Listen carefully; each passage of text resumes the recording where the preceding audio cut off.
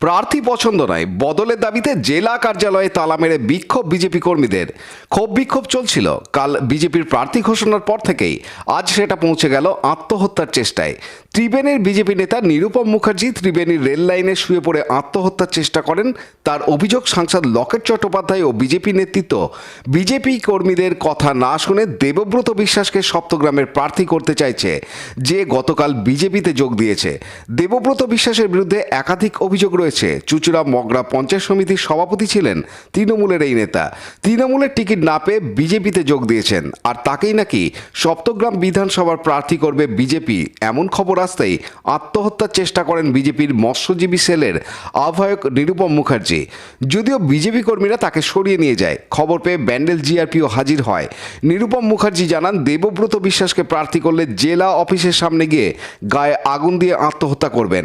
হুগলি জেলা বিধানসভার প্রার্থী ঘোষণা করলেও সপ্তগ্রামের জন্য এখনও নাম ঘোষণা করেনি বিজেপি। কর্মীদের অনুমান, দেবব্রত বিশ্বাসকে টিকিট দিতেই নাম ঘোষণায় দেরি।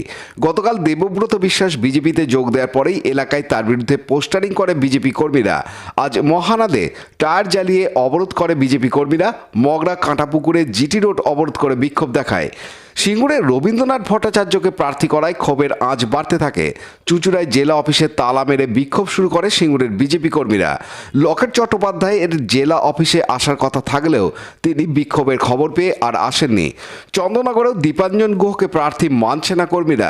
জ্যোতির্মোড়ে রাস্তা অবরোধ করে বিক্ষোভ দেখায়। উত্তরপাড়ায় প্রবীর ঘোষালের বিরুদ্ধে পোস্টার দেয় বিজেপি। হুগলি জেলার সভাপতি গৌতম চট্টোপাধ্যায় বলেন, দল বড় হয়েছে, তাই একটু ক্ষোভ বিক্ষোভ থাকবে। প্রার্থী ঠিক করছে দল। সিঙ্গুরের মাস্টারমশাই ভালো লোক, কর্মীদের ক্ষোভের কথা নেতৃত্বকে জানাবো। সপ্তগ্রামে দেবব্রত বিশ্বাস আমাদের দলে যোগ দিয়েছে, তবে এখনো সেখানে প্রার্থী ঘোষণা হয়নি।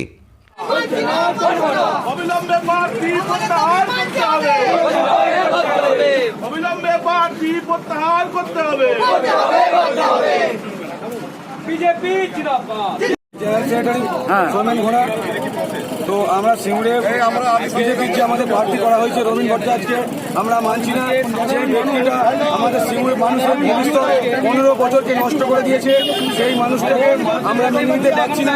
যেই মানুষটার কাছে একটা চিঠি সই করানোর জন্য 2 দিন 4 দিন 5 দিন অপেক্ষা করাতে হয়, সেই ব্যক্তিটাকে আমরা মেনে নিতে পারছি না।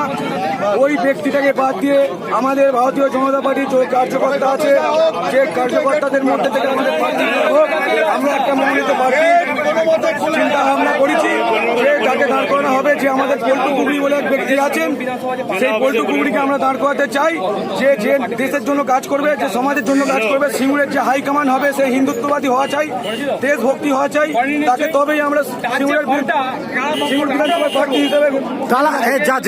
আমাদের কার্যকর্তারা তালা মেরেছে, সেই কার্যকর্তারা তালা মেরে এখন বিক্ষোভ জানাচ্ছে যে আমাদের প্রার্থী চেঞ্জ করতে হবে, না চেঞ্জ করলে আমাদের এই বিক্ষোভ চলতে থাকবে। হুগলি থেকে সুভাষ মাইতির সঙ্গে অনুপ্রামাণিকের রিপোর্ট, হুগলি নিউজ।